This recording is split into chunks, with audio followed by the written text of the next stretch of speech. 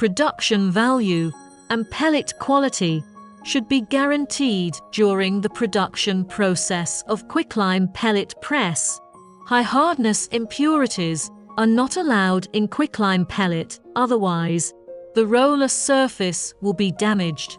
The feed of quicklime pellet press should be uniform and timely, and the adjustable screw feeder should be used.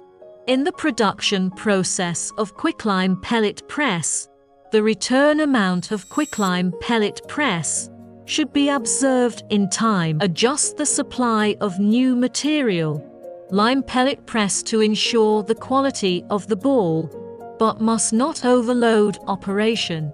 To maintain the maintenance of equipment, in addition to the overhaul management, overload operation is also a key factor affecting the production of equipment and the quality of the ball.